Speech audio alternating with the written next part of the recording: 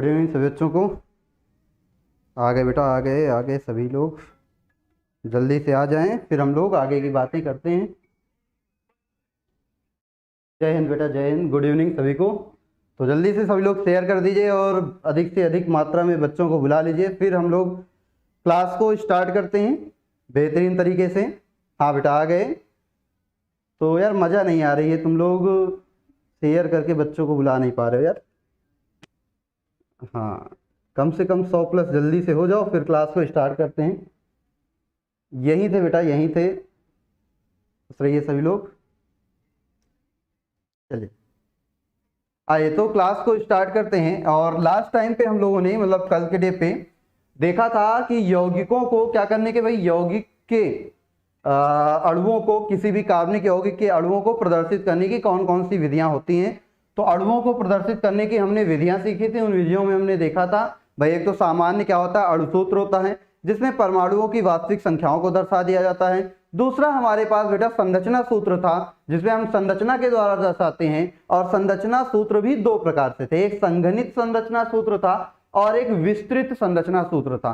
संघनित संरचना सूत्र में जैसे हम मान ले, हमने ले लिया भाई C4H10 नाम का एक यौगिक ले लिया। अब संघनित संरचना सूत्र इसका कैसे लिखा जाएगा, 4 कार्बन है तो भाई 4 कार्बन कुछ इस तरीके से लिख दिए जाएंगे, उनको जितने हाइड्रोजन की जरूरत होगी उनके साथ लिख दिए जाएंगे। तो ये आपका होता है बेटा संघनित संरचना सूत्र। अब हमने कहा था विस्तृत संरचना सूत्र, तो विस्तृत संरचना सूत्र बेटा इसी को खोल देते हैं। ऐसे कार्बन के पास 3 हाइड्रोजन ये है, दूसरे वाले कार्बन फिर सिंगल बॉन्ड से जुड़ा होगा 2 हाइड्रोजन है, फिर ये दूसरा वाला सिंगल बॉन्ड से जुड़ा होगा इसके पास भी 2 हाइड्रोजन है, फिर ये सिंगल बॉन्ड से जुड़ा होगा इसके पास 3 हाइड्रोजन है बेटा। तो कुछ इस प्रकार से अगर आप देखिएगा, इसको हम बोलते थे विस्तृत संरचना सूत्र। और इसके बाद बेटा विस्तृत संरचना सूत्र के बाद हमने आपसे कहा था एक और होता है जिसे हम बोलते हैं बंध रेखा। क्या बोलते हैं, बंध रेखा सूत्र। क्या बोलते हैं बेटा, बंध रेखा सूत्र। और बंध रेखा सूत्र में किसी परमाणु को दिखाया ही नहीं जाता है। सबसे पहली बात, किसी परमाणु को नहीं दिखाया जाता है, केवल कार्बन कार्बन के बीच जो बंध होते हैं उन बंधों को दिखाया जाता है। सिंपल सा भाई 4 कार्बन परमाणु हैं, 1 2 3 और 4, ये इसका सूत्र हो गया। यहाँ पे अंडरस्टूड है, हर मोड़ पे वो कार्बन प्रेजेंट है। क्या प्रेजेंट है बेटा, कार्बन प्रेजेंट है। हर मोड़ पे कार्बन प्रेजेंट है, मोड़ पे कार्बन प्रेजेंट है। और उस कार्बन को जितने हाइड्रोजन की जरूरत है वो हाइड्रोजन भी उसके पास उपस्थित है। ठीक है ये चीज। अब अगर हम आपसे कुछ भाई आपको हम यौगिक देते हैं, उन यौगिकों का देखो बंध रेखा सूत्र है और उस बंध रेखा सूत्र की सहायता से हमें ये मान लो संघनित सूत्र का निर्माण करना है। चलो देखते हैं। तो हम यहां लिखते हैं क्या, बंध रेखा सूत्र। क्या लिखेंगे बेटा, बंध रेखा सूत्र। क्यों, क्योंकि ये जो बंध रेखा सूत्र होगा आपके एनसीईआरटी में बहुत सारे क्वेश्चन दिए हैं। आपके पास जो आईयूपीएससी जब आप लिखना सीखिएगा तो आईयूपीएससी लिखना सीखने के लिए भाई आपको बंध रेखा सूत्र ज्यादातर दे देता है, जिनको हम स्केलेटन स्ट्रक्चर्स भी बोलते हैं, है ना। कंकाली संरचना जिसमें केवल हड्डियां दिखाई देती, मांस नहीं दिखाई देता। हड्डी मतलब बंध, मांस मतलब जो कार्बन हाइड्रोजन जो परमाणु है। तो यहाँ पे भाई बंध रेखा सूत्र जो आपको दिया जाएगा उसकी सहायता से आपको पहले यौगिक बनाएंगे, तब आप उसका क्या करेंगे, नाम लिख पाएंगे। तो चलो बंध रेखा सूत्र हम आपको देते हैं। जैसे हमने आपको एक बंध रेखा सूत्र कुछ इस प्रकार से दे दिया। अब इसका यौगिक आपको बनाना रहेगा। तो बेटा इसका यौगिक कैसे बनाओगे, देखो हर मोड़ पे एक कार्बन प्रेजेंट है। कौन प्रेजेंट है, कार्बन। तो बोलो पहला कार्बन यहाँ, फिर उस मोड़ पे दूसरा कार्बन यहाँ, फिर तीसरा कार्बन यहाँ, फिर बेटा एक कार्बन इधर और एक कार्बन इधर भी है। अब बताओ एक कार्बन की संयोजकता, बेटा कार्बन की संयोजकता होती है 4। कार्बन की संयोजकता कितनी होती है भैया, 4 होती है। तो जब कार्बन की संयोजकता है 4 तो बोलो इस कार्बन को चाहिए कितने इलेक्ट्रॉन, भाई एक तो इसको मिल चुका है, एक इसको मिल चुका है, अभी कितना चाहिए 3, इसको 3 हाइड्रोजन दे दो। अब इस वाले कार्बन को 1 और 2 मिल चुका है, इसको कितना चाहिए 2, इसको 2 दे दो। इस कार्बन को 1 2 3 चाहिए, मिल चुका है, चौथा चाहिए, 1 हाइड्रोजन लगा। अच्छा यहाँ हाइड्रोजन क्यों लिखा है, यहाँ भी कार्बन होगा। इस कार्बन को 1 मिला, यहाँ CH3, इस कार्बन को 1 मिला, यहाँ CH3, इसका हो गया भाई संरचना सूत्र, विस्तृत संरचना सूत्र। क्लियर है बेटा सभी को। जैसे एक हम देते हैं, जैसे यहाँ पे ये बना हुआ है। अब इसका मतलब क्या है भाई, 2 लाइन का मतलब हो जाएगा कि वो डबल बॉन्ड है। तो इस यहाँ पे एक कार्बन है, फिर डबल बॉन्ड लगा हुआ है, फिर दूसरा कार्बन है, फिर सिंगल बॉन्ड लगा हुआ है, फिर एक कार्बन है, फिर डबल बॉन्ड लगा हुआ है, फिर एक कार्बन प्रेजेंट है। इन गरीबों को हाइड्रोजन देना है भाई। अभी तो ये गरीब है ना, क्यों, इनके पास हाइड्रोजन है ही नहीं, तो इन गरीबों को हाइड्रोजन दो। कितना चाहिए हाइड्रोजन भाई? इनमें से कोई ज्यादा गरीब होगा, कोई कम गरीब होगा। ज्यादा गरीब होगा उसको ज्यादा हाइड्रोजन दे दो, जो कम गरीब होगा उसको कम गरीब दे दो, कम हाइड्रोजन दे दो। बोलो ये वाला हमको थोड़ा ज्यादा देखो, जो कोने कोने में रहेंगे वो ज्यादा गरीब होंगे, जो बीच में रहेगा उसकी गरीबी कम आ जाएगी। तो यहाँ पे क्या है भाई, यहाँ पे देखो इस कार्बन के पास दो बंद पहले से, दो हाइड्रोजन चाहिए, दो लगा दो। इसके पास दो बंद इधर से, एक बंद इधर से, इसके पास एक ही चाहिए।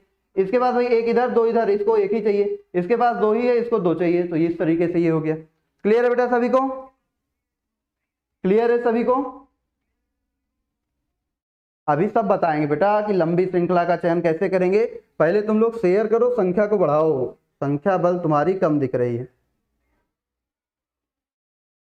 चलो आइए देखते हैं बेटा, अब आगे बढ़ें। जैसे हमने एक सूत्र आपको दिया कुछ इस, हमने एक सीधी रेखा खींच दी बस यहाँ, और यहाँ पे ये बना दिया इस तरीके से। इसका मतलब क्या होगा भाई? इसका मतलब क्या होगा? इसका मतलब होगा यहाँ पे एक कार्बन प्रेजेंट है ये, फिर यहाँ जहां से ट्रिपल बॉन्ड शुरू हुआ है ना, यहाँ पे भी कार्बन प्रेजेंट है, दूसरा कार्बन यहाँ। अब फिर इस कार्बन से देखो ट्रिपल बॉन्ड लगा है, ट्रिपल बॉन्ड, फिर यहाँ पे एक कार्बन प्रेजेंट है इस वाले पॉइंट पे, और फिर इस कार्बन के बाद फिर सिंगल बॉन्ड से एक कार्बन जुड़ा हुआ है। भाई इसको तो एक ही मिला है ना, तो इसको चाहिए 3, तो ये CH3 हो गया। इसको 3 और एक 4 मिल चुका, इसको 3 एक 4 मिल चुका, इसको भी वही एक ही चाहिए, ये बनाएगा CH3। इस तरीके से, इस तरीके से इसका यौगिक हो जाएगा। ठीक है बेटा, क्लियर है भाई? यहाँ पे एक कार्बन इस कोने पर CH3, दूसरा कार्बन इस यहाँ पे C, दोनों के बीच लगा है ट्रिपल बॉन्ड कुछ इस तरीके से, फिर यहाँ पे C कुछ इस तरीके से, फिर इस कोने पर। क्लियर हो गया सभी को?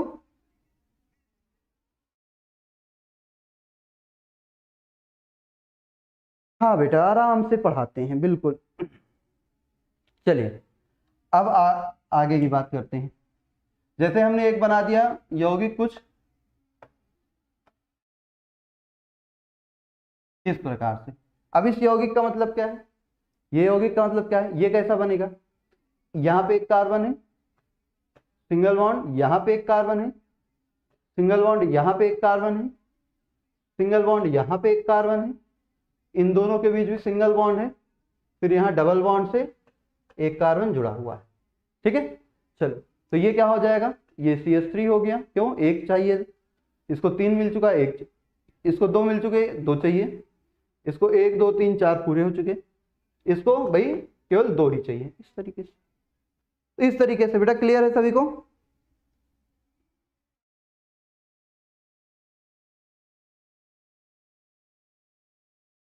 चलिए अब आगे की बात करते हैं यहाँ पे थोड़ा सा और।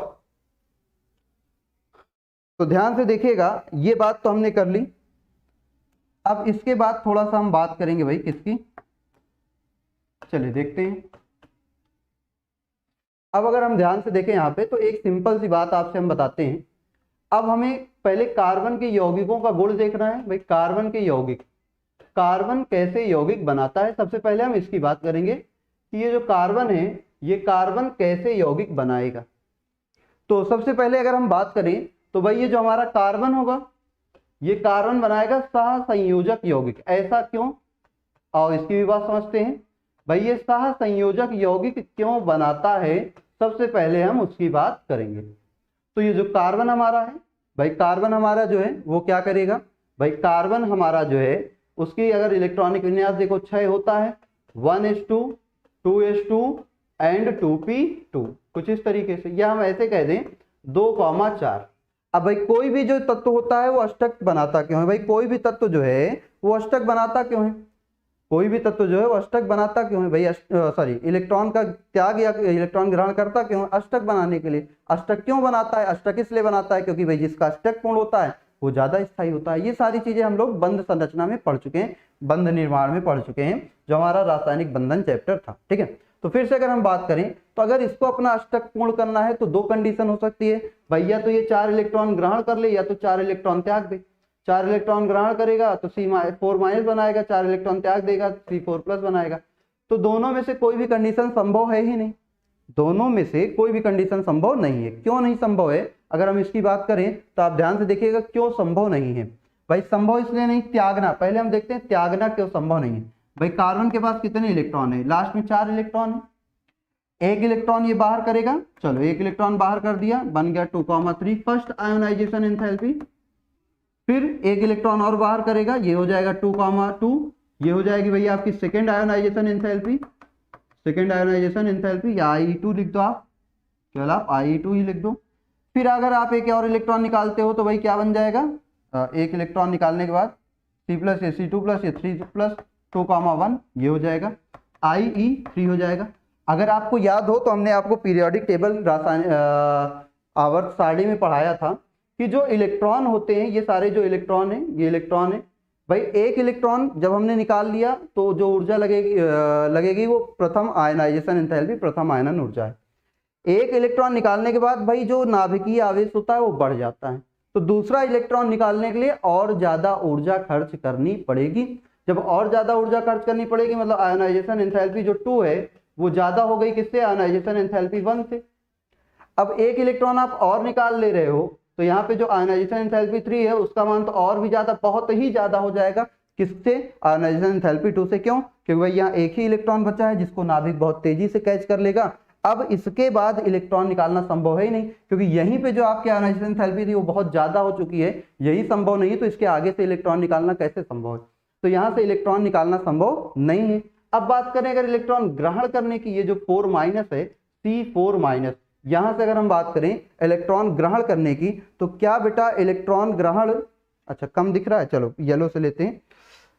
इलेक्ट्रॉन ग्रहण करना संभव क्यों नहीं है, देखो कार्बन के नाभिक में है 6 प्रोटॉन, और 6 प्रोटॉन के बस की बात नहीं कि वो भाई अगर ये 4 इलेक्ट्रॉन ग्रहण कर लेगा तो इसका हो जाएगा क्या, भाई ये 4 इलेक्ट्रॉन ग्रहण कर लेगा तो 2,8 मतलब कि टोटल इलेक्ट्रॉन हो गए 10, तो 4 इलेक्ट्रॉन ग्रहण करने के बाद इसके पास हो जाएंगे 10 इलेक्ट्रॉन, और इसके नाभिक में 6 प्रोटॉन, तो 6 प्रोटॉन की बस की बात नहीं कि वो 10 इलेक्ट्रॉन को बांध कर रख सके। तो ना तो ये इलेक्ट्रॉन का त्याग कर सकता है, धनायन बना सकता है, ना तो ये इलेक्ट्रॉन ग्रहण कर सकता है, ऋणायन बना सकता है, दोनों में से कोई कंडीशन इसकी है ही नहीं। फिर क्या कर सकता है भाई, ये कर सकता है इलेक्ट्रॉनों का साझा, और अगर करेगा इलेक्ट्रॉनों का साझा तो ये क्या बनाएगा भाई, सहसंयोजक यौगिक का निर्माण करेगा। बोलो इतनी बात क्लियर है कि नहीं, सबसे पहले बात, इतनी बात क्लियर है कि नहीं, सबसे पहली चीज ये पॉइंट क्लियर है, पहले इतनी बात बताइए, जल्दी जल्दी कमेंट करिए जल्दी से।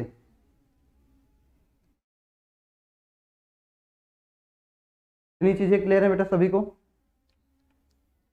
तो सहसंयोजक यौगिक क्यों बनाएगा ये चीज तो आपको पता है भाई, सहसंयोजक यौगिक सिंपल सी, ना तो इलेक्ट्रॉन त्याग सकता है, ना तो इलेक्ट्रॉन ग्रहण कर सकता है, केवल इलेक्ट्रॉनों का साझा कर सकता है, और इलेक्ट्रॉनों का साझा करेगा तो ये बनाएगा सहसंयोजक यौगिक। चलिए अब आगे बात करते हैं, अगर सहसंयोजक यौगिक बनाता है, अगर कार्बन आपका क्या बनाता है भाई, सहसंयोजक यौगिक, तो सहसंयोजक यौगिकों के क्या गुण होते हैं भाई, सहसंयोजक यौगिकों के गुण होते हैं कि वो 2 प्रकार के बंध बनाते हैं।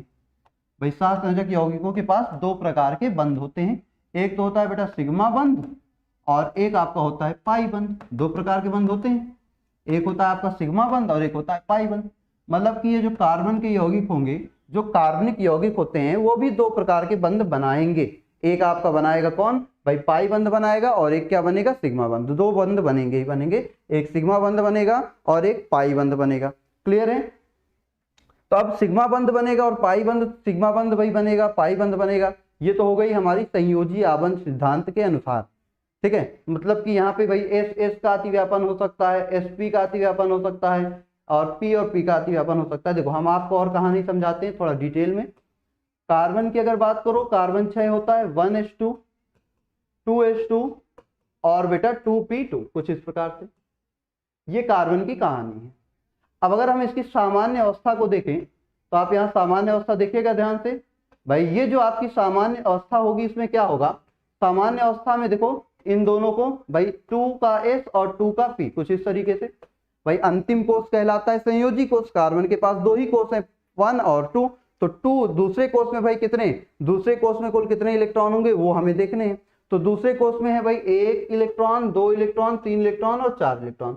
तो दूसरे कोष में जब 4 ही इलेक्ट्रॉन है तो ये जो 4 इलेक्ट्रॉन है, लेकिन संयोजकता कितनी दिख रही है, देखो भाई 2 इलेक्ट्रॉन कैसे हैं, ऐसे हैं जिनके पास भाई अयुग्मित है, जो अयुग्मित है, तो मतलब इसकी संयोजकता तो 2 दिख रही है, लेकिन कार्बन की संयोजकता होती कितनी है, कार्बन की संयोजकता होती है 4। तो जब कार्बन की संयोजकता 4 होती है तो ये क्या करेगा भाई, कार्बन की संयोजकता 4 होती है तो ये आपका जब बंध बनाना होता है तो परमाणु किसमें जाता है, उत्तेजित अवस्था में। ये हमने आपको संयोजी आवरण सिद्धांत में समझाया था। तो यहाँ कार्बन भी जो होगा वो जब उत्तेजित अवस्था में जाएगा तो उत्तेजित अवस्था में क्या होगा, इसके जो सारे इलेक्ट्रॉन है वो सिंगल सिंगल हो जाएंगे, एक एक और एक, इस तरीके से। उत्तेजित अवस्था में इसके सारे इलेक्ट्रॉन क्या हो जाएंगे, एक एक इलेक्ट्रॉन यहाँ से कुछ ऐसे हो जाएंगे। अब देखो इसकी संयोजकता कितनी हो गई, 4 हो गई। अब ये कक्षक है एस के और ये कक्षक है पी के। अब मान लो 4 हाइड्रोजन यहाँ पे क्या करने आ रहे हैं, बॉन्ड बनाने आ रहे हैं। तो 4 हाइड्रोजन बंध बनाने आएंगे तो हाइड्रोजन के पास 1s1 एक इलेक्ट्रॉन होता है एस में, मतलब कि इसका एस इसके एस से अतिव्यापन करेगा तो एस एस अतिव्यापन होगा, सिग्मा बंध बनेगा। दूसरा हाइड्रोजन जो करेगा वो इसके भाई इस पी से करेगा, तो दूसरे हाइड्रोजन का जो भाई एस होगा वो पी से करेगा, तो कौन सा अतिव्यापन हो गया, एसपी अतिव्यापन। फिर यहाँ हाइड्रोजन एसपी अतिव्यापन, यहाँ हाइड्रोजन एसपी अतिव्यापन, वहां मतलब यहाँ पे जो आपका बनेगा या तो एस एस अतिव्यापन हो सकता है, एसपी अतिव्यापन, पीपी अतिव्यापन, तो इनसे बनते हैं सिग्मा बंध। इनसे क्या बनते हैं बेटा, सिग्मा बंध। ठीक है, फिर से समझिए हमने क्या कहा भाई, हम आपको समझाने की कोशिश कर रहे हैं कि ये सिग्मा और पाई बंध कैसे बनते हैं। तो सिग्मा और पाई बंध बनते हैं अतिव्यापन से। अतिव्यापन क्या होता है, एक कक्षक दूसरे कक्षक के ऊपर आकर अपने बंधों को क्या करता है बेटा, अपने बंधों को अपने इलेक्ट्रॉनों को युग्मित करता है। ये आपको रासायनिक बंध चैप्टर में बहुत बेसिक से चीजें पढ़ाई गई हैं, तो जिन लोगों को नहीं पता है ये सारी चीजें वहां जाके आप देख लीजिए। ठीक है, तो आपको वो समझ में आ जाएगा। मतलब एस एस अतिव्यापन, एसपी अतिव्यापन, पीपी अतिव्यापन होगा, यहाँ पे सिग्मा बंध का क्या हो जाएगा, निर्माण हो जाएगा। ये पाई बंध का निर्माण कैसे होगा, पाई बंध का निर्माण होता है पी और पी के अतिव्यापन से। किससे भाई, पाई बंध का निर्माण केवल और केवल किससे होता है, इसका निर्माण होता है पी और पी के अतिव्यापन से। पाई बंध का निर्माण पीपी अतिव्यापन से होता है। ठीक है, तो S S S S P P P अतिव्यापन होगा तो पाई सिग्मा बनेगा, और पी और पी का अतिव्यापन होगा तो पाई बंध बनते हैं। अब बंध जो होते हैं भाई आपके 3 प्रकार, हाँ ओवरलैपिंग से। अब बंध सहसंयोजक बंध 3 प्रकार के होते हैं। एक होता है एकल बंध, ऐसे बना देते हैं केवल, एक होता है सिंगल बॉन्ड, एक होता है डबल बॉन्ड, और एक होता है ट्रिपल बॉन्ड। तो भाई सिंगल बॉन्ड में क्या होते हैं, एक सिग्मा, डबल बॉन्ड में होता है एक सिग्मा और एक पाई, और ट्रिपल बॉन्ड में होता है भाई एक सिग्मा और 2 पाई। इसका यूज क्या है भाई, इसका यूज ये है, हमसे पूछता है एक कार्बनिक यौगिक दे देगा और कहेगा बताओ उसमें कुल उसमें कहेगा कुल सिग्मा और कुल पाई बंधों की संख्या आपको बतानी है। तो चलिए उससे संबंधित पहले क्वेश्चन कर लेते हैं, फिर उसके आगे बात करते हैं।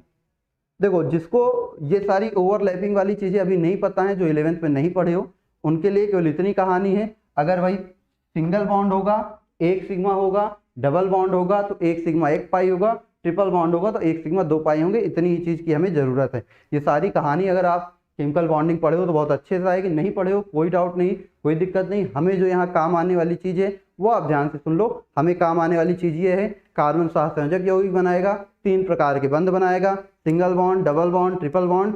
सिंगल बॉन्ड में होता है एक सिग्मा, डबल बॉन्ड में होते हैं एक सिग्मा एक पाई, ट्रिपल बॉन्ड में होते हैं एक सिग्मा और 2 पाई। क्लियर है सभी को, इतनी चीजें पहले बताओ, क्लियर है सभी को। बेटा ये 11th केमिस्ट्री का ही टॉपिक चल रहा है और 11th 12th दोनों के लिए सेम है। ठीक है, 11th केमिस्ट्री का ही है, 11th 12th दोनों बच्चे पढ़ सकते हैं इसको एकदम अच्छे तरीके से, कोई दिक्कत इसमें नहीं है। ठीक है, चलो तो अब आगे बढ़ते हैं। मान लो हमने आपको एक यौगिक दिया, आपको एक कंपाउंड दिया कुछ इस प्रकार का, हमने कहा बताओ इसमें कितने सिग्मा कितने पाई, इस यौगिक में कितने सिग्मा है और कितने पाई हैं। ठीक है, इस यौगिक में कितने सिग्मा है और कितने पाई हैं। तो भाई अगर ऐसे आपको नहीं समझ में आता तो पहले इसका स्ट्रक्चर वाला बना लो। कैसे बनाओगे, इस कोने पर एक कार्बन के पास कितने हाइड्रोजन होंगे, कोने वाले के पास 3 H3C, यहाँ पे एक कार्बन डबल बॉन्ड से जुड़ा है, यहाँ पे एक कार्बन डबल बॉन्ड से जुड़ा है, यहाँ पे एक कार्बन है CH3, इसके पास एक हाइड्रोजन होगा, इसके पास भी एक हाइड्रोजन, कुछ इस प्रकार से, इसके पास भी कुछ एक हाइड्रोजन।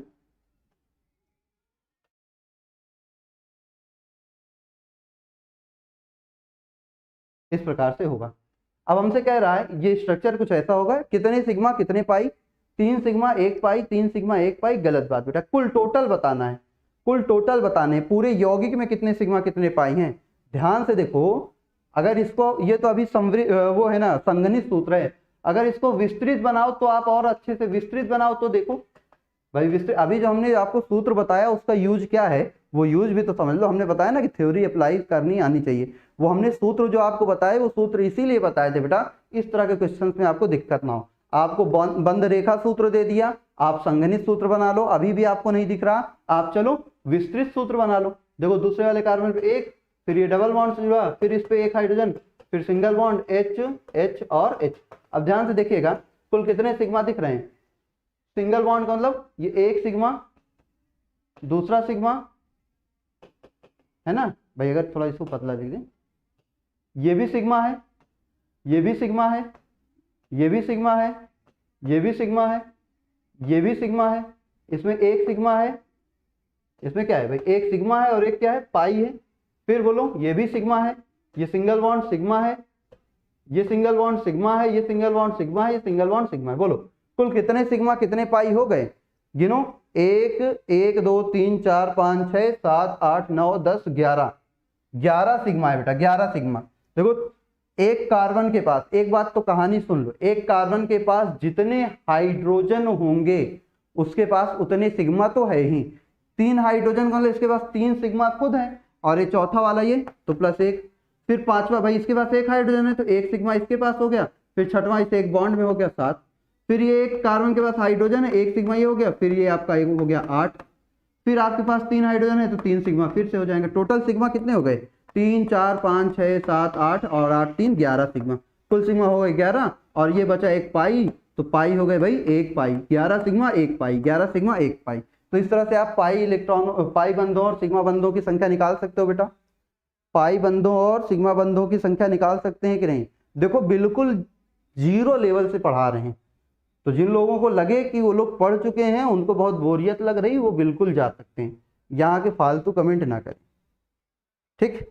जिनको पढ़ना है, सीरियसली सीखनी है चीज़ें बेटा, ऑर्गेनिक सीखने की बात है। अगर थोड़ा सा भी आपने दिमाग में लगाया, ये बात बैठाई कि नहीं मुझको ये आता है, मैं आगे करूँगा, आगे पढ़ूंगा, समझ लो वहीं से तुम गए, वहीं से सारी चीज़ें गायब होना शुरू हो जाएंगी, ठीक है। ऑर्गेनिक एकदम समझ लो ऐसी चीज़ है कि एक एक पॉइंट को आपको लेके चलना है, कब कौन सी चीज़ कहाँ काम आ जाएगी आपको पता भी नहीं अभी। अभी मतलब जो जो छोटी छोटी चीज़ें बताए हैं, तुमको लग रहा होगा अरे ये बहुत छोटी चीज़ आप बता रहे हैं, भाई हर छोटी चीज़ का यूज आएगा, अभी हर छोटी चीज़ का यूज आएगा। तो जब अगर वो नहीं जानते रहोगे तो बेटा बहुत दिक्कत होगी, आप ही को दिक्कत होगी, हमारा क्या जाता है। पढ़ना है तो बढ़िया ध्यान ढंग से पढ़ लीजिए, आनंद आए। चलिए आगे बढ़ते हैं, एक और यौगिक आपको हम देते हैं, चलो एक और यौगिक देते हैं।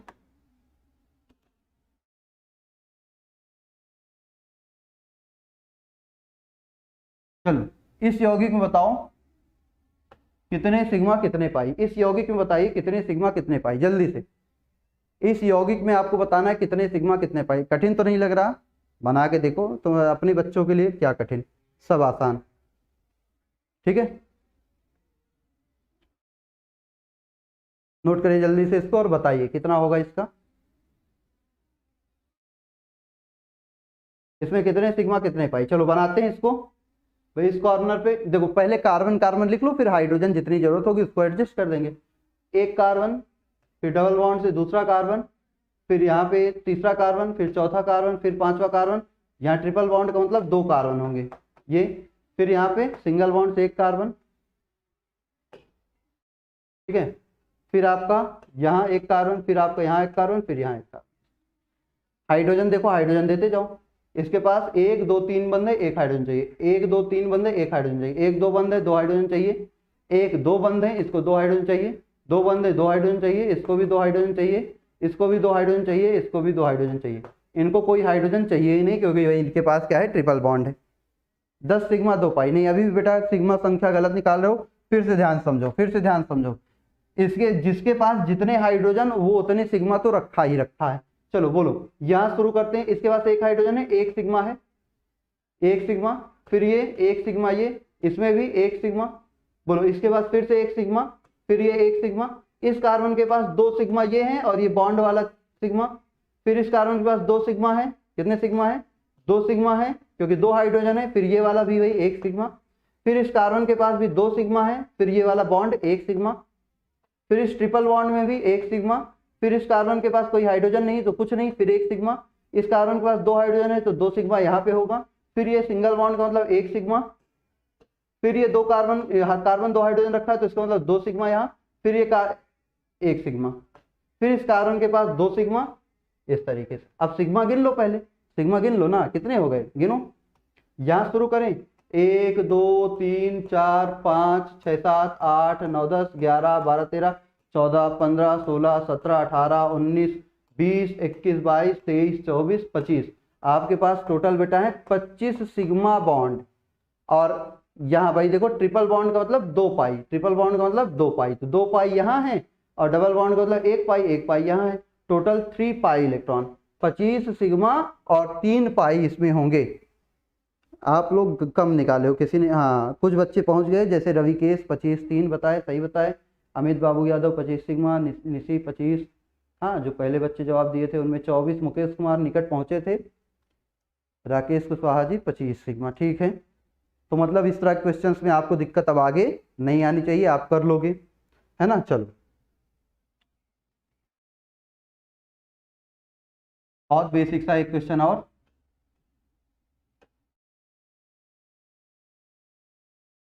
चलिए इसमें बताइए कितने सिग्मा कितने पाई, कितने सिग्मा कितने पाई, इसमें बताइए कितने सिग्मा कितने पाई, इसमें आप बताएंगे कितने सिग्मा कितने पाई।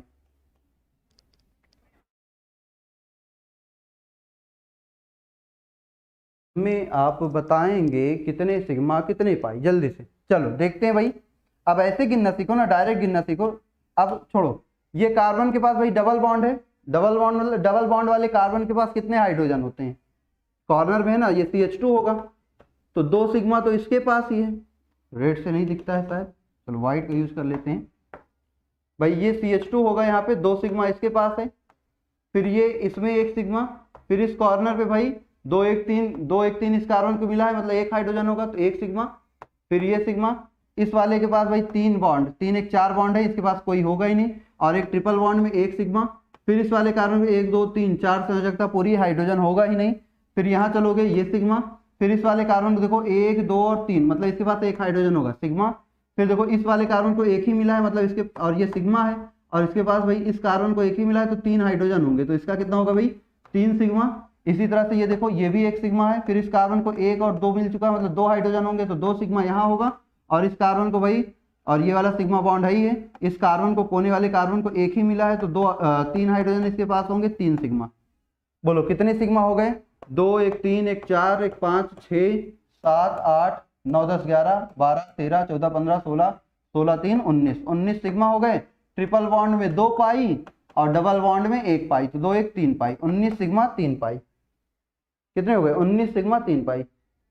हाँ अमित बाबू यादव, अभिषेक गुप्ता, 22 सिग्मा किसी ने जल्दी ले लिया बेटा, ज्यादा ले लिया,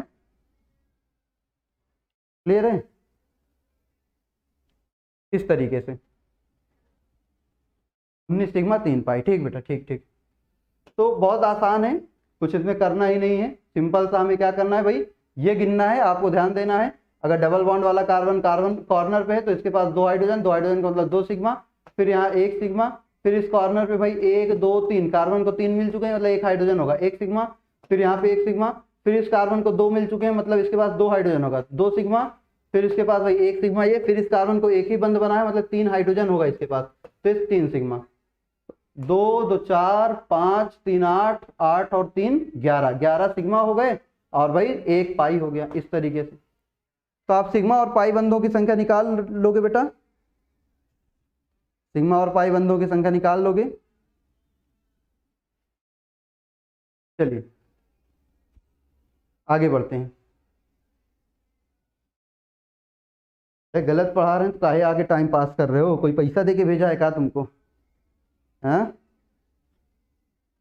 आधे तो यहाँ दलाली करने चले आते हैं दूसरे की, चलो कोई बात नहीं, आ जाओ, अब बाय। अब देखो आगे सब अजीब अजीब प्राणी हैं इस जीव जगत में। चलो अगला देखते हैं। अब ये हो गया भाई, हमें क्या मिला कि कार्बन सहसंयोजक यौगिक बनाता है। सहसंयोजक यौगिक के 2 सिद्धांत थे, एक था अतिव्यापन सिद्धांत और एक था संकरण। अतिव्यापन तो आपने पढ़ लिया, सिग्मा पाई बंधों की संख्या निकाल ली। अब हम जानेंगे क्या बेटा, संकरण। क्या जानेंगे, संकरण। तो संकरण, चलो भाई कार्बन पे कितने प्रकार के संकरण संभव हो सकते हैं, कार्बन पे कितने प्रकार के संकरण संभव हो सकते हैं। अगर हम इसकी बात करें तो भाई कार्बन पे जो संकरण होगा वो तीन ही प्रकार का संभव हो सकता है, या तो sp, या तो sp2 और या फिर sp3। चलो क्यों ऐसा होगा कि भाई sp, sp2 या sp3 ही संभव है, और उसकी बात करते हैं। कार्बन का होता है 1s2, 2s2 एंड 2p2, यही होता है। अब अगर हम सामान्य, भाई दूसरे कक्षक की बात करें, सामान्य अवस्था अभी हमने आपको दिखाई थी। सामान्य अवस्था में भाई s के पास एक और p के पास 1 2 और 3, 1 2 इसके पास, 1 और 1 इसके पास। उत्तेजित अवस्था में क्या होता है, उत्तेजित अवस्था में सारे इलेक्ट्रॉन सिंगल सिंगल हो जाते हैं। भाई एक इलेक्ट्रॉन इसके पास और फिर 1 2 और 3 इलेक्ट्रॉन इनके पास। तो अब इनके पास भाई कितने ऐसे कक्षक हैं जिनमें अयुग्मित इलेक्ट्रॉन है, तो s का एक कक्षक है और p के कितने कक्षक है, 3 कक्षक है। तो इन पे अधिकतम संकरण क्या हो सकता है, sp3, क्योंकि इसके बाद कक्षक ही नहीं। भाई दूसरे में s और p ही कक्षक होते हैं, अगर दूसरे में d होता तो sp3d भी संभव था, sp3d2 भी संभव था, sp3d3 भी संभव था, क्योंकि यहाँ पे सेकंड कक्षा में s और p ही हो सकते हैं। तो भाई या तो एक s एक p से करेगा तो sp बनेगा, एक s दो p से कर लेगा तो sp2 बनेगा, और अगर एक s तीनों p से कर लेगा तो फिर sp3 बन जाएगा। तो तीन प्रकार के ही संकरण संभव होते हैं, या तो sp, या तो sp2, या तो sp3। ठीक है, कार्बन के यौगिकों पर तीन प्रकार का संकरण संभव होता है, sp, sp2 और sp3। इतनी चीजें क्लियर है बेटा सभी को, ठीक। चलो अब आगे देखते हैं। हमें निकालना सीखना है कि sp2, sp और sp3 कैसे ज्ञात करेंगे, किस कार्बन पे कितना होगा। तो भाई हम सिंपल सा आपको ट्रिक बताते हैं, उससे आप साधारण से निकाल लोगे। अभी हमने आपको बताया था कि अगर आपके पास क्या है, एकल बंध है, तो एकल बंध का मतलब होता है 1 सिग्मा और 0 पाई। एकल बंध में कोई पाई नहीं होता। डबल बॉन्ड का मतलब होता है भाई 1 सिग्मा और 1 पाई, और ट्रिपल बॉन्ड का मतलब होता है भाई 1 सिग्मा और 2 पाई, इस तरीके से। अब कार्बन पर संकरण निकालने के लिए कहानी आपको समझनी है सिंपल सी, कि कार्बन पे संकरण आप कैसे निकाल सकते। कार्बन पे संकरण निकालना सबसे आसान होता है। अगर कार्बन के पास 0 पाई इलेक्ट्रॉन है तो उस पर जो संकरण होगा बेटा, उस पर संकरण होगा कौन सा, sp3। कौन सा होगा, sp3। अगर कार्बन के पास 1 पाई इलेक्ट्रॉन है तो उस पर संकरण होगा बेटा sp, और अगर कार्बन के पास 2 पाई इलेक्ट्रॉन है तो उस पर संकरण होगा sp। ये तीन तरह के संकरण होते हैं कार्बन पे। अब आपको हमने बता ही दिया 0 पाई कब होगा, जिसके पास सारे एकल बंध होंगे। 1 पाई कब होगा, जिसके पास द्विबंध होगा। 2 पाई कब होगा, जिसके पास त्रिबंध होगा। तो 0 पाई वाले के पास sp संकरण होगा, 1 पाई वाले के पास sp2 होगा, 2 पाई वाले के पास sp होगा। ठीक है, अब इसके एग्जाम्पल से समझते हैं भाई, इसके एग्जाम्पल से समझते हैं कैसे होगा। ठीक है, इसके एग्जाम्पल से समझते हैं। क्लियर है बेटा सभी को, चलिए आगे बढ़ते हैं। तो देखिए सिंपल सा, कार्बन का यौगिक है CH3 CH, double bond CH और सिंगल बॉन्ड CH। अब आप अगर यहाँ पे देखिएगा बेटा, सिंपल सी बात है, तो ये जो एक कार्बन है, इस कार्बन को देखो ध्यान से, इसके पास क्या है, केवल सिंगल बॉन्ड है ना। और अगर सिंगल बॉन्ड है तो इस पे कौन सा, भाई सिंगल बॉन्ड मतलब 0 पाई। 0 पाई मतलब कौन सा संकरण, sp3। तो ये वाला कार्बन sp3 संकरित है। इसको देखो इधर से और इधर दोनों तरफ से देखना भाई, दोनों तरफ से। इधर तो 0 पाई है, लेकिन इधर क्या इसके पास 1 पाई है क्या भाई, 2 बंध। इधर से ये 2 बंध से जुड़ा है, तो द्विबंध का मतलब, द्विबंध का मतलब क्या भाई, द्विबंध का मतलब 1 पाई। तो इसके पास 1 पाई है मतलब sp2 हो जाएगा। इस वाले को भी देखो, इधर द्विबंध है मतलब 1 पाई है, इधर सिंगल बॉन्ड है 0 पाई है। 1 पाई का मतलब ये भी क्या हो जाएगा, sp। फिर इसको अगर आप ध्यान से देखिएगा, CH3 को देखिएगा, तो भाई ये जो CH3 है, इस CH3 के पास क्या है, इस CH3 के पास एक ही क्या है, सिग्मा है। एक ही क्या है, सिग्मा है। तो एक सिग्मा का मतलब भाई 0 पाई, एक बंद 0 पाई। 0 पाई का मतलब इस पे क्या होगा, sp। इस तरीके से इस पे संकरण निकाल लेंगे। सभी को क्लियर है बेटा, इतनी चीजें सभी को क्लियर है। हाँ क्लियर है बेटा सभी को।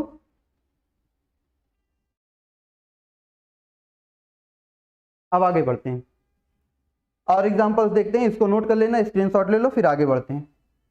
चलो अगला निकालते हैं, देखते हैं कार्बन पे संकरण कैसे निकाल सकते हैं। एक यौगिक और लेते हैं,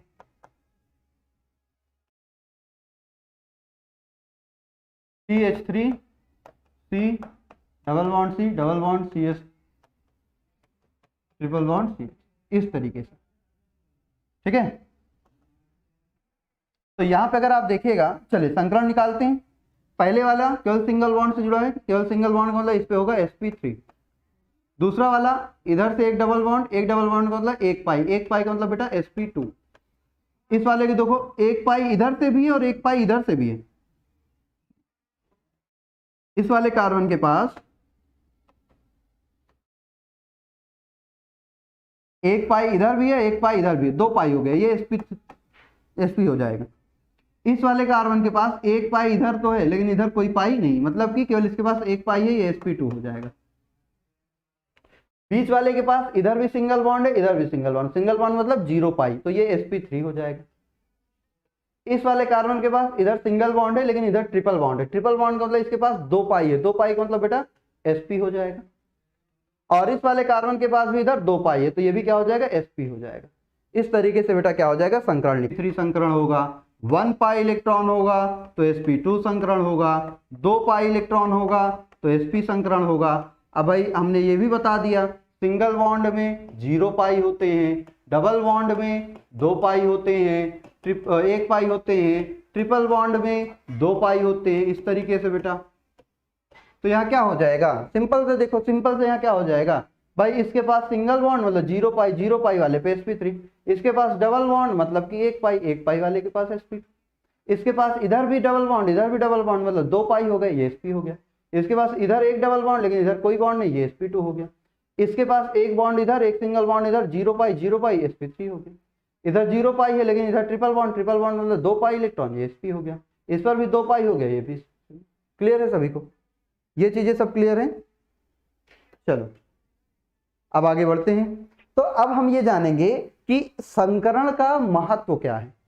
भाई हम संकरण पढ़ क्यों रहे हैं, संकरण का महत्व क्या है, संकरण से क्या फायदा मिलेगा, है ना। अब देखो पहले हम इसमें देखते हैं जो 3 तरह के संकरण हैं, हमारा sp3 sp2 और ये है ना sp, 3 तरह के संकरण हैं। तो इसमें प्रतिशत s मात्रा हम निकालें, कितना प्रतिशत s का है। देखो कोई भी चीज का परसेंटेज निकालते हो 100 से ना, sp संकरण में कितने कक्षक हैं, एक s का कक्षक है और एक p का कक्षक है, मतलब इसमें 50% s होगा। क्या होगा, s का जो परसेंटेज है वो 50%, आधा s है आधा p है। sp3 में एक कक्षक s के हैं, 2 कक्षक p के हैं, 100 को 3 से डिवाइड कर दो, इसका s का एक कक्षक का प्रतिशत कितना आएगा, 33.33, मतलब कि s का इसमें 33.33% भाग शामिल है। अब ये s का 1 p का 3, तो टोटल हो गए बेटा 4, टोटल 4 हो गए, मतलब ये 25 चौके 100, तो ये 4 हो गए, तो भाई कितना हो जाएगा, 25% हो जाएगा। कितना हो जाएगा, 25%, इस प्रकार से। ठीक है, क्लियर है सभी को। पहले तो ये चीज, अगर s में 50% sp में 50% s होगा, sp2 में 33.33 होगा, 33.33 होगा और sp3 में 25% होगा। ठीक, अब चलो इतनी चीज ध्यान रखना, अब आगे चलते हैं।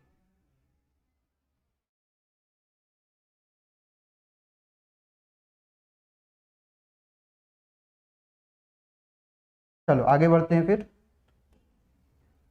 यहाँ ध्यान से देखेंगे, मान लो हम पहला जो होगा भाई संकरण के महत्व, संकरण का यूज क्या है, संकरण का एप्लीकेशन क्या है, संकरण को कैसे अप्लाई करो।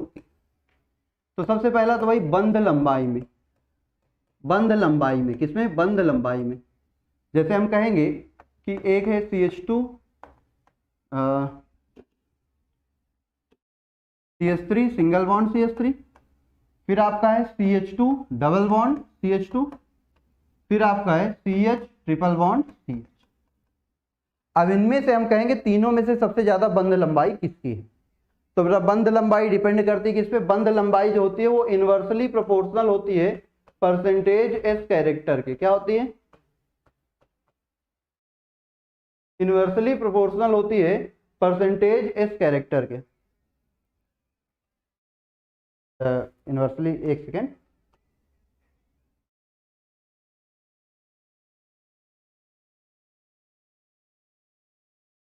चल अब आगे बढ़ते हैं, देखते हैं। sp में था 50%, sp2 में था कितना 33.33%, और sp में था बेटा कितना 25% s। ठीक, तो बंद लंबाई डिपेंड करती है परसेंटेज एस कैरेक्टर पे।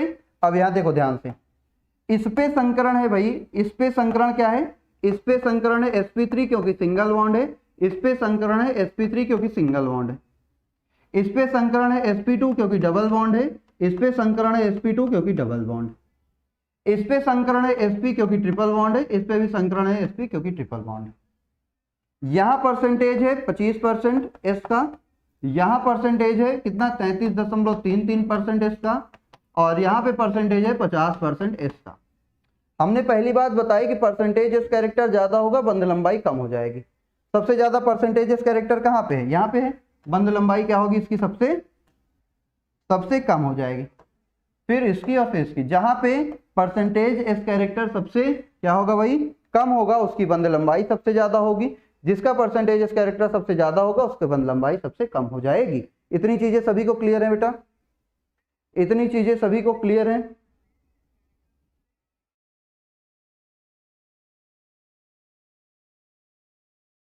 चलिए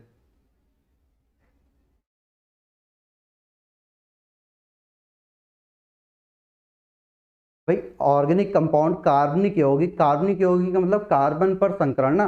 कार्बनिक यौगिकों के जो गुण होते हैं वो कार्बन पे ही निर्भर होते हैं ना। तो कार्बन भाई जो सेंट्रल एटम है, जो केंद्रीय परमाणु, संकरण हमेशा निकाला जाता है केंद्रीय परमाणु पर, किसी भी यौगिक के केंद्रीय परमाणु पर ही संकरण निकाला जाता है। तो संकरण यहाँ पे भाई ये केंद्रीय परमाणु कौन है, कार्बन है, तो कार्बन पे संकरण निकालेंगे। ठीक है, क्योंकि अभी यहाँ ऑर्गेनिक कंपाउंड्स की बात कर रहे हैं तो ऑर्गेनिक कंपाउंड पे संकरण निकाल रहे हैं। तो पहला तो हो गया बंद लंबाई। चलो दूसरी बात करिए अगर, तो दूसरी बात क्या हो जाएगी, चलो दूसरी बात होगी बंद ऊर्जा। क्या होगी, बंद ऊर्जा। तो बेटा बंद ऊर्जा समानुपाती होती है किसके, परसेंटेज एस कैरेक्टर के। बंद ऊर्जा समानुपाती होती है किसके, परसेंटेज एस कैरेक्टर के। जिसका परसेंटेज एस कैरेक्टर ज्यादा होगा उसकी बंद लंबाई क्या होगी, सॉरी बंद ऊर्जा क्या होगी, ज्यादा होगी, उसकी बंद ऊर्जा क्या होगी, ज्यादा। CH3 CH3 CH2 double bond CH2, फिर आपका CH ट्रिपल बॉन्ड बेटा क्या, CH। अब आप यहाँ ध्यान से देखिएगा बेटा, तो यहाँ पे ध्यान से देखेंगे तो क्या मिलेगा, इस CH3 में ये है भाई sp3 संकरित, ये है भाई sp2 संकरित, और ये है भाई sp संकरित। अभी अभी आपने देखा इसमें 50% एस है, इसमें 33.33% एस है, और इसमें केवल 25% ही एस, ये भी आपने देखा। अब अगर आप यहाँ ध्यान से देखिए, इसमें परसेंटेज एस सबसे ज्यादा, परसेंटेज एस बंद ऊर्जा के समानुपाती होता है। सबसे ज्यादा बंद ऊर्जा इसकी होगी, फिर इसकी होगी, और सबसे कम क्या हो जाएगी भाई, सबसे कम इसकी हो जाएगी। तो बंद ऊर्जा समानुपाती होता है प्रतिशत एस कैरेक्टर के। जितना ज्यादा प्रतिशत एस कैरेक्टर होगा उतना ज्यादा क्या हो जाएगी बेटा, उतनी ज्यादा बंद ऊर्जा हो जाएगी, उतनी ज्यादा बंद ऊर्जा हो जाएगी। क्लियर है बेटा। बेटा इससे आसान तरीका आपको क्या बताएं, इससे आसान तरीका अब नहीं है, यही सबसे आसान तरीका है, यही जो है बेटा वो सबसे आसान तरीका है। ठीक है, समझ रहे हैं।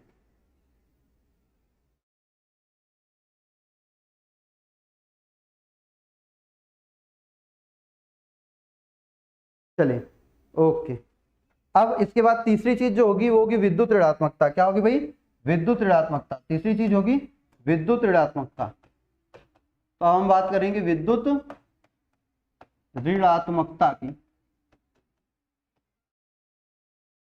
विद्युत ऋणात्मकता, विद्युत ऋणात्मकता भी भाई जो होती है वो समानुपाती होती है किसके, परसेंटेज एस कैरेक्टर के, परसेंटेज एस कैरेक्टर के। जिसपे परसेंटेज एस कैरेक्टर ज्यादा होगा वो कार्बन ज्यादा विद्युत ऋणी होगा।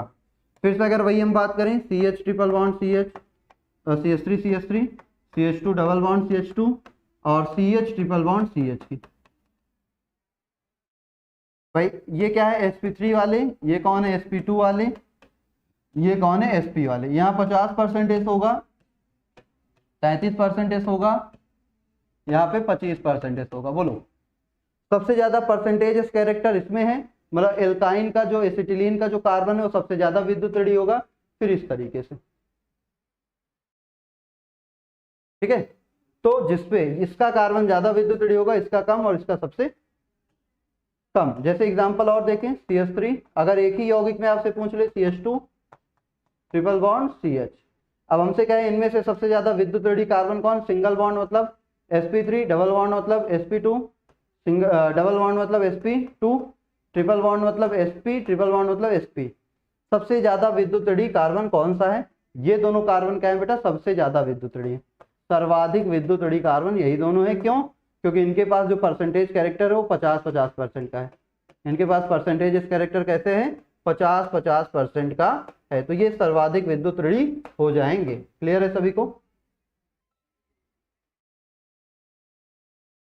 तो चलिए फिर आज की क्लास बेटा यहीं पे खत्म करते हैं, फिर मिलेंगे हम लोग नेक्स्ट क्लास में नए टॉपिक के साथ, ठीक है। और अगर तुम लोग ऐसा ही करोगे, बच्चों की संख्या इतनी कम रहेगी तो फिर कंटिन्यू करना मुश्किल है, फिर क्लास को गायब करेंगे। तो थोड़ा सा बच्चों को शेयर करो और ज़्यादा से ज़्यादा बच्चे जोड़ो, तो लाइव पढ़ाने में थोड़ा एनर्जी आए ना। हाँ चलो बाय फिर बेटा। चलो फिर आज के लिए यहीं रखते हैं, फिर मिलते हैं, क्योंकि आपकी नेक्स्ट क्लास आने वाली है, 5 बज गए हैं, ठीक है। चलिए बाय सभी को।